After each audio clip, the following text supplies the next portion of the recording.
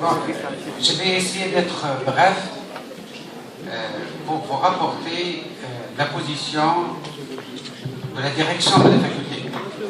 Parce qu'on est tous conscients que maintenant الحكاية وصلت لمستوى اللي ما عادش فيه هيك النقاشات الجانبية وكنشوفوا انه احنا الناس كنشوف ان اكسترن ان انترن ان ريزيدون et un enseignant كلهم rassemblés, ça ne peut témoigner que inchallah المستقبل باش يكون sûrement خير. Et on est tous convaincus qu'on est les mieux placés pour juger du remaniement ou des modifications qu'on peut apporter au système de soins, au système de santé. On est mieux placé, on est les experts et on est également conscient des défaillances qu'il y a. Pour le moment, le conseil scientifique et la faculté, la direction de la faculté, à l'unanimité, elle est contre cette loi, contre le projet qui est déjà annoncé, malgré qu'il n'est pas encore signé, mais on est tous contre cette loi. Et on est conscient également que ça a été proposé comme solution, que dans le futur proche, il faut qu'on trouve ensemble des solutions, on parle de les propositions, comment aller chercher ces solutions. Dans cette action, il y avait une réunion qui a été programmée entre monsieur le doyen de la faculté avec le ministre de la Santé hier à 11h du matin pour évaluer la situation, pour voir, pour chercher des solutions. Mais vu l'évolution des événements d'Ams, ça a été annulé, ça a été plutôt refusé. Nous avons refusé. Ça a été refusé. Nous avons...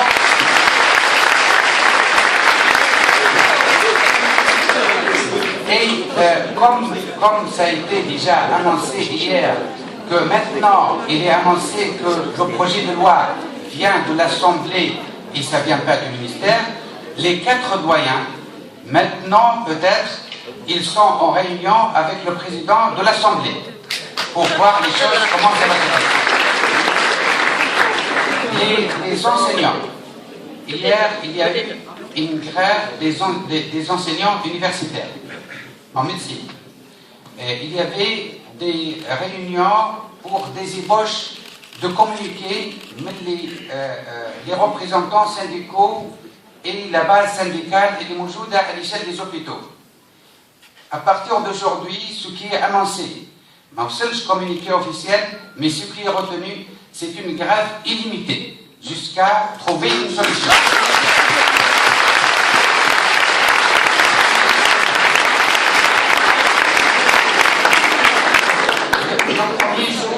Le premier jour, quand la grève des externes a été annoncée, on est tous conscients que personne n'a prévu ça. Même au niveau des étudiants, ce n'était pas vraiment préparé et structuré. Mais quand ça a été annoncé, le conseil scientifique s'est réuni le soir même, en urgence, pour trouver des solutions. Ce qui a été proposé, c'était de reporter les examens parce qu'il y a des procédures administratives اللي ما تخليش واحد comment agir واحد جاء ولا ما جاش l'examen, comment on peut agir. Et donc par la suite, ce qui est décidé à l'heure actuelle, c'est que l'examen est reporté à une date ultérieure selon l'évolution des événements.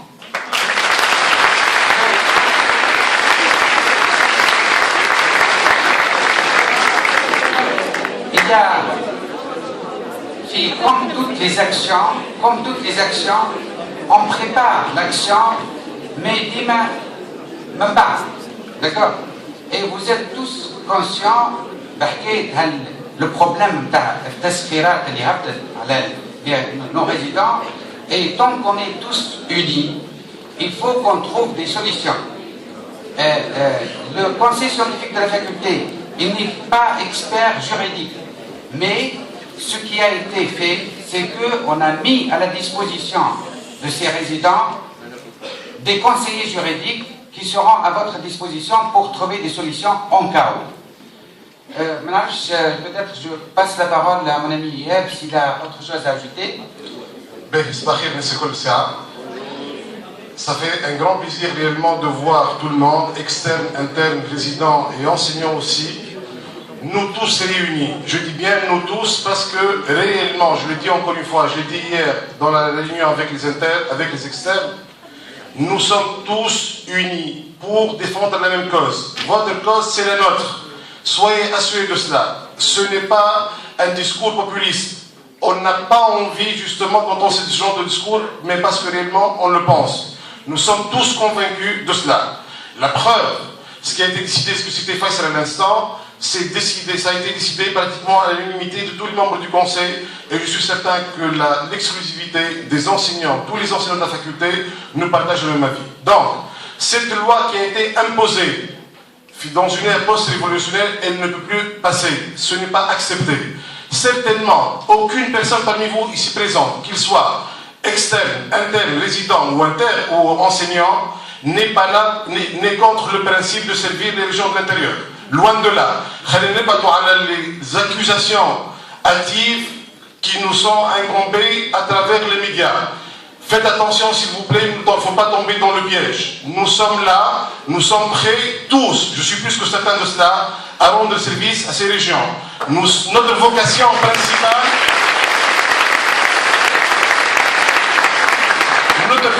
principale, tout le monde, donc quand nous avons eu le bac, le bac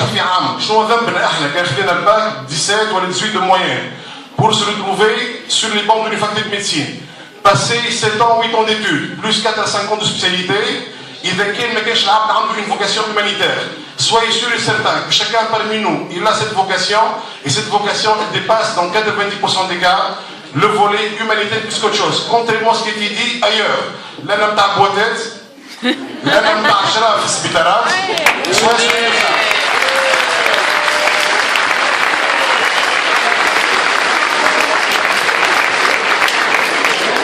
Des humiliations pareilles ne pourraient être acceptées par personne. Ni Kabir, ni Sri, ni Bianarsir.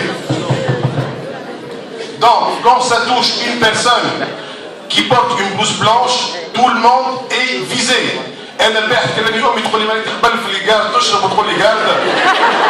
Donc, soyez assurés de cela, je vous assure, les déclarations qui ont émané hier d'une personne X, elles ne concernent que sa personne. Donc, cette loi qui a été imposée de manière verticale, elle ne peut plus être acceptée. On ne peut pas avaler la pilule directement. C'est inacceptable à l'ère de 2014, on ne peut pas l'imaginer. Sauf que, cette loi, il faut trouver des solutions certainement. Pour le moment, on ne peut en aucune manière avancer la moindre solution. Ce n'est pas le moment de proposer des solutions.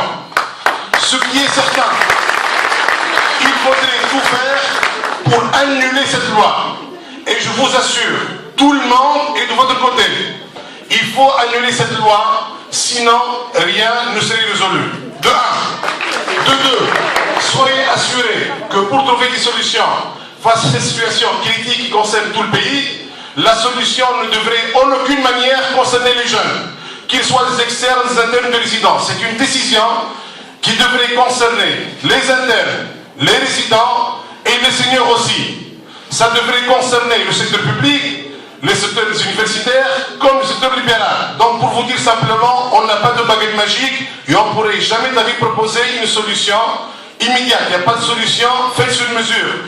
C'est inconcevable. Mais, qui m'a pas fait à l'instant, le conseil scientifique réuni jeudi soir, il a décidé de suspendre les examens, on n'a jamais pas de choix, mais en même temps, nous avons décidé, il n'y a pas de compétitivité entre les conseils de fac, mais c'est important à préciser quand même. Nous étions les seuls qui avaient pris un rendez-vous avec le ministre, qui était prévu aujourd'hui à 11h du matin. Sauf que nous avons pris devant la scène pour essayer de convaincre. Et ça, c'est ressorti noir sur blanc dans le communiqué du conseil de fac. La dernière phrase, probablement le conseil de fac, il met à la disposition des étudiants un comité d'écoute. Et il est là pour les dames. Dame, le français, c'est soutenir les demandes auprès des instances officielles, auprès des autorités officielles. nous avions prévu un rendez-vous avec le ministre de la Santé, ça a été accordé aujourd'hui, un rendez-vous avec le président de l'ANC. Donc, suite à ce qui s'est passé hier à l'escalade, nous avons refusé encore une fois, ça n'a pas été annulé, je précise, nous avons refusé d'y aller discuter avec lui, surtout avec ce qu'il a déclaré hier, face à la décision que nous l'avons prise là, hier après-midi avec ce qui s'est passé, et qui m'a parlé à l'instant, on condamne tous ce qui est passé hier, Lozara qui m'a faculté donc c'est inacceptable et personne ne peut l'accepter. Donc nous avons refusé d'y aller. En même temps, le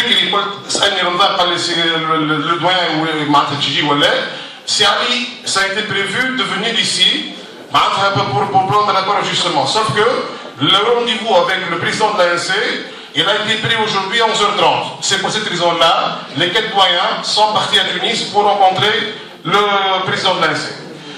Ça concerne la loi. Le deuxième point concernant les examens. La décision qui a émané du Conseil de fac, encore une fois, c'était une décision d'un conseil. On ne pouvait en aucune manière, je le dis et j'assume ce que je dis, on ne pouvait en aucune manière suspendre la session d'examen directement. D'ailleurs, là encore une fois, pour ne pas parler de compétitivité, c'est le seul et unique conseil qui a pris la décision de suspendre les examens. Parce qu'à Monastir, il n'y avait pas cette initiative, les gens étaient là, ils voulaient passer l'examen ou pas. À Tunis, ils avaient reporté l'examen. Ils savent pertinemment, ça il faut le dire aussi, que les étudiants étaient dans les bibliothèques de la fac pour préparer leur examen. Nous les avons suspendus pour vous dire à quel point nous soutenons la cause des étudiants. Mais là, encore une fois, après ce qui s'est passé hier, il est inacceptable de reprendre le lundi, bien évidemment. Il faut suspendre la session d'examen, et ça c'était la décision du doyen. Bon.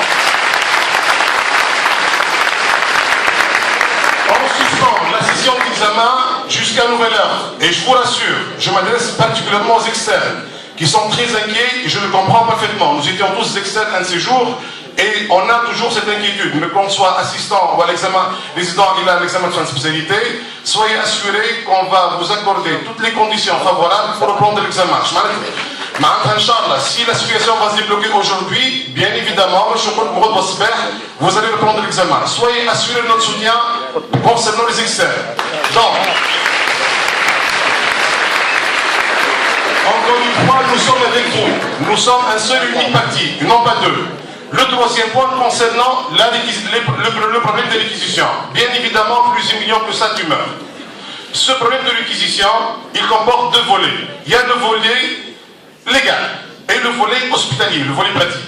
Concernant le volet légal, bien évidemment, comme nous disait Faisal à l'instant, personne parmi nous ici présents n'est expert en la matière. On ne sait pas exactement, on ne connaît pas les rouages de la loi. C'est pour cette raison-là, encore une fois, que la faculté mettra à votre disposition. C'était une demande qui a émané de Maître Frade, que je salue honnêtement, ça c'était la proposition de Maître, que nous avons adopté directement parce que c'est une bonne proposition. Donc le conseil et la faculté met à votre disposition les experts juridiques nécessaires pour vous orienter, pour vous aiguiller sur les bonnes pistes. Pour vous orienter sur les bonnes pistes. Le deuxième point, ça concerne le volet hospitalier. Ça a été dit tout à l'heure par Ramadan, les services, je ne veux pas citer les services, bien évidemment, il y a beaucoup de chefs de service qui sont très coopérants et qui sont là pour défendre la cause des résidents. Je pense que le reste, ils le pensent aussi, probablement c'est un problème de manière. Donc, soyez assurés que les membres du Conseil de fac, ils feront tout pour sensibiliser et pour ramener les autres qui ne seraient pas d'accord pour le moment à soutenir la cause des résidents, à être présents dans le lieu de garde, et on fera tout, soyez assurés de ça. Merci.